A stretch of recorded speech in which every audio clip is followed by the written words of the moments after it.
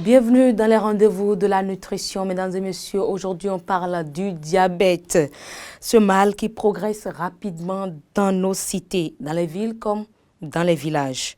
Pourtant, de simples choix alimentaires peuvent réduire de manière importante le risque de tomber malade, le risque d'être diabétique. Nous sommes dans les rendez-vous de la nutrition aujourd'hui avec professeur Azan Djemé, qui est avec nous depuis quelques temps déjà. Merci, professeur, pour votre disponibilité. C'est un plaisir. Alors, le diabète, qu'est-ce que c'est? C'est vrai qu'en émission Santé Heureuse en a fait, mais la répétition est pédagogique. Qu'est-ce que le diabète? Alors, le diabète, c'est une maladie qui est due à une hyperglycémie, dit-on dans notre jargon, à une quantité élevée de sucre dans le sang. Et la quantité élevée de sucre dans le sang est due au fait d'une consommation exagérée et d'une incapacité de l'organisme à un moment donné à pouvoir éliminer ce sucre-là. Il en a eu trop à travers l'alimentation, parce que ce que nous mangeons, surtout les glucides, se transforme en sucre. Les protéines aussi, à un moment donné, vont donner de l'énergie, certains vont donner une partie de sucre. Les fruits donnent du sucre. Les légumes, il y a un peu de sucre. Donc le sucre vient de partout, mais c'est beaucoup plus les glucides. Et ces glucides-là, quand ils viennent en quantité élevée, et qu'en plus, il y a trop de matières grasses, donc les huiles, les beurres et autres, ces huiles-là vont aller compétir à un moment donné avec les endroits où le sucre devait aller pour être utilisé par nos muscles. Okay. Donc progressivement, notre corps devient résistant à la substance que le pancréas lui va sécréter, qui est l'insuline, pour pouvoir faire entrer le sucre dans notre corps. Et comme il n'arrive pas à faire entrer le sucre dans notre corps pour qu'on l'utilise énergétiquement, ça s'accumule dans l'organisme. Et c'est cette accumulation-là qui fait qu'on le retrouve en grande quantité dans le sang. Donc c'est le débordement de ce sucre-là, de façon chronique, et ce n'est pas une fois, de façon chronique, de façon permanente, qui fait qu'on parle de hyperglycémie. Et cette quantité élevée de sucre dans le sang va aller maintenant imbiber, puisque c'est le sang là qui est trop sucré maintenant. Le sang trop sucré, bien sûr, dans lequel l'œil baigne, dans lequel le foie baigne, dans lequel le cœur baigne, dans lequel tous nos organes baignent, dans lequel nos vaisseaux vont baigner, puisque le sang trop sucré passe à travers nos vaisseaux. Donc tout ce sucre-là, dans lequel baignent tous ces organes, va amener leur détérioration progressive avec le temps.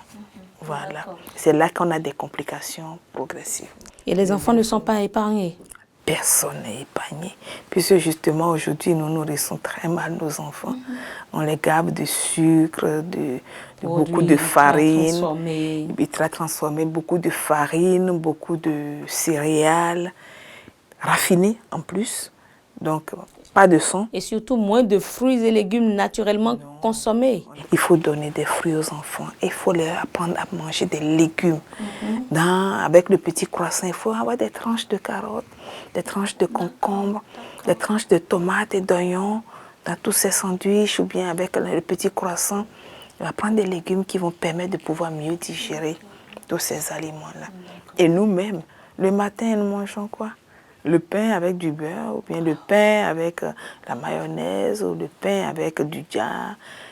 Chanceux si on met un peu d'haricots. Vous avez dit trop de glucides, trop de graisse. Tout est réuni là. Tout est réuni là. Alors, ou bien du riz avec tout ça, la sauce et tout. On ne voit pas de traces de légumes. Nous, nos grands-mères nous ont appris à cuisiner. Pour cuisiner, vous mettez vos ingrédients dans la marmite. Vous ne mettez même pas l'huile. Vous les faites bouillir un peu, vous assaisonnez, tout cuit à la fois, et puis ça mijote, et à un moment donné, si vous avez besoin d'huile, vous mettez un petit filet, et vous enlevez votre repas du feu.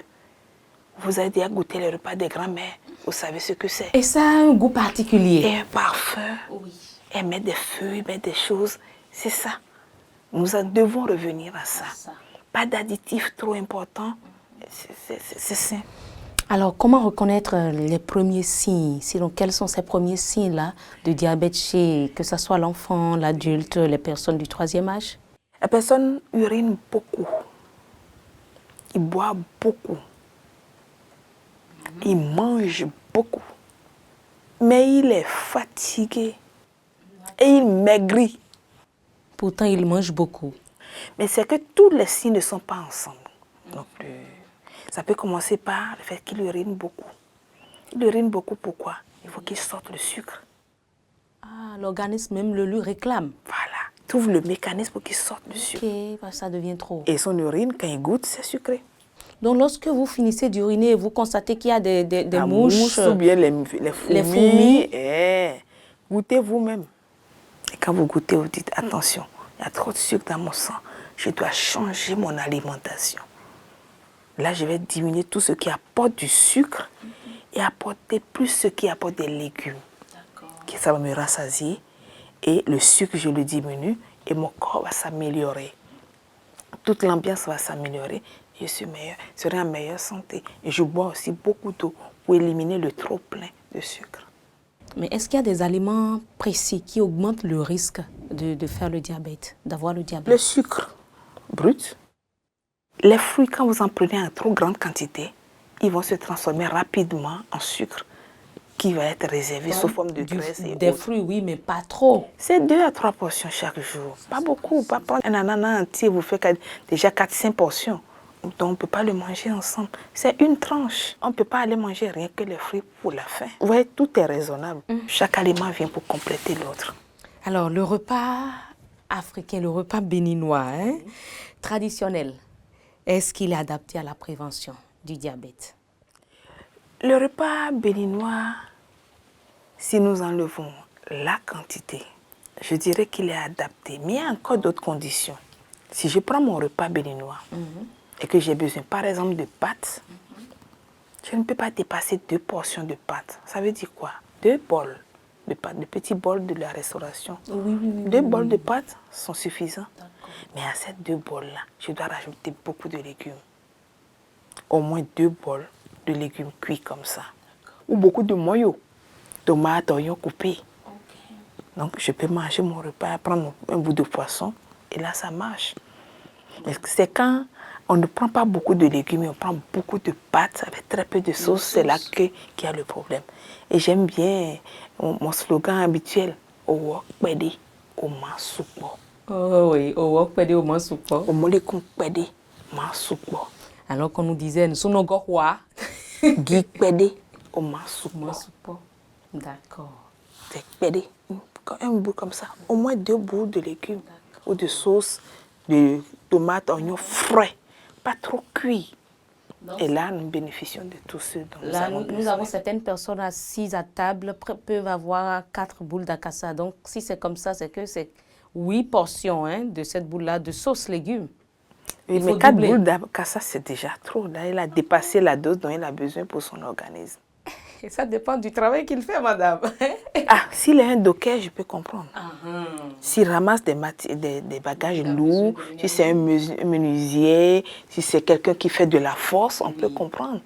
Mais si c'est vous et moi, on est assis pendant longtemps devant nos ordinateurs ou au bureau, nous n'avons pas besoin d'autant. Donc, il faut forcément essayer d'éliminer le trop-plein. Mesdames et messieurs, nous prenons une courte pause avant de poursuivre. Au cœur des marchés et des foyers béninois, l'alimentation est une clé essentielle pour la santé et le bien-être. Chaque jour, des familles se nourrissent de la richesse de notre terre. Dans nos écoles, l'ANAN veille à ce que chaque enfant reçoive un repas équilibré. Une nutrition saine soutient leur croissance, leur concentration et leur réussite scolaire. L'ANAN est présente dans les communautés pour coordonner les interventions de l'État au profit des couches vulnérables et pour promouvoir dans les familles la préparation de repas équilibrés et riches en nutriments. Agence nationale de l'alimentation et de la nutrition ANAN, comprendre pour agir en faveur de la nutrition.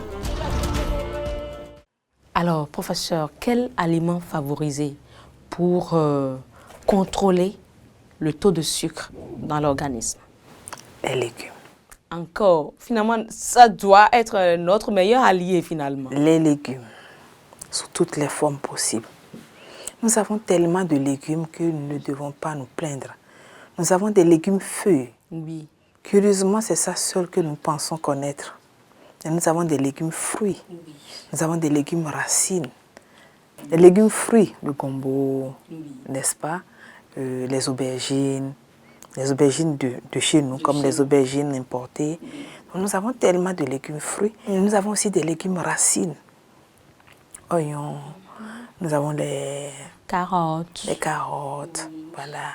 Il ne faut pas oublier que nous avons d'autres types de légumes fruits comme les courges. Ah oui. Nous avons beaucoup de courges, mais nous ne les mangeons pas. C'est ça.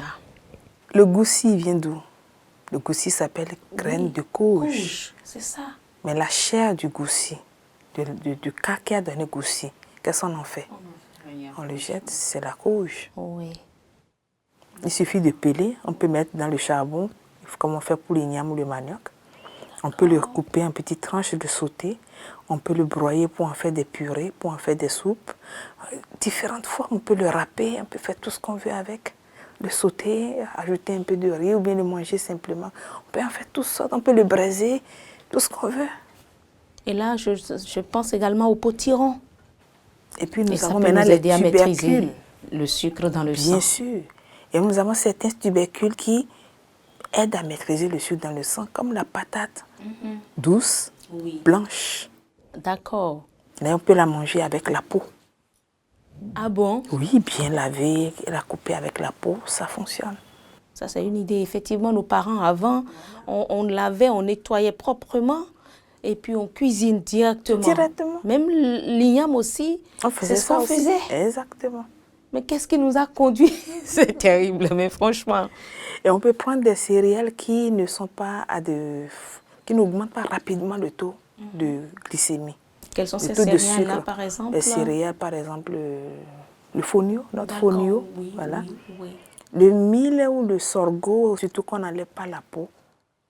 Oui. Et la façon de cuisiner aussi va être intéressante. Il ne faut pas vraiment trop chauffer, surchauffer. Quand on fermente, c'est encore mieux, etc.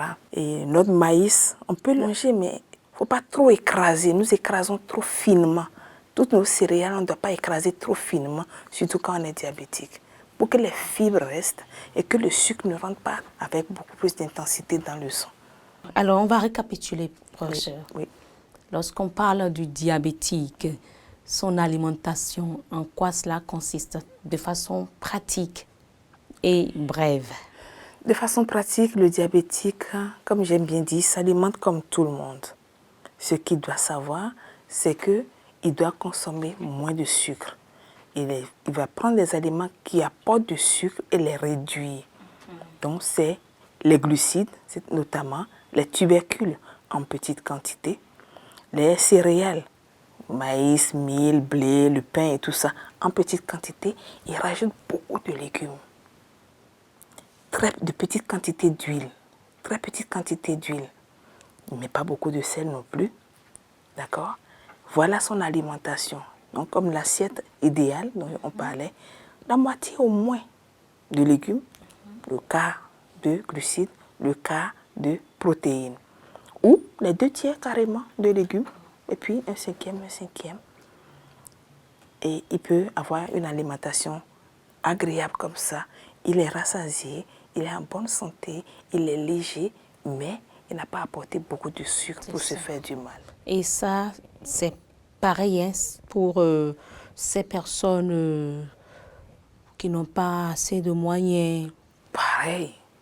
Les légumes, on en a dans notre culture, on en a les guissimans, les févis.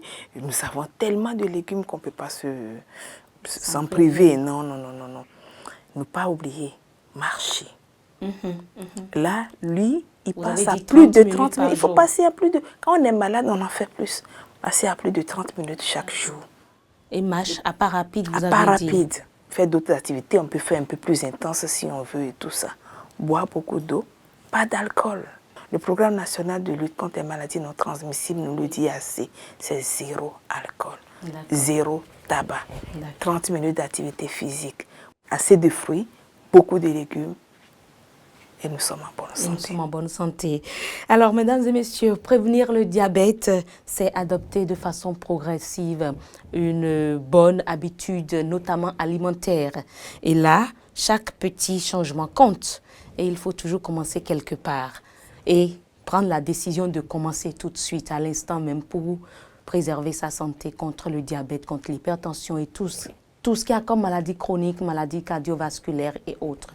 Merci de nous avoir Et suivis. surtout, Oui. zéro stress. Ah, Dormez beaucoup, zéro stress, et ça va mieux. et ça va mieux. Mais ce sera tout, mesdames et messieurs. Merci de nous avoir suivis. À très vite.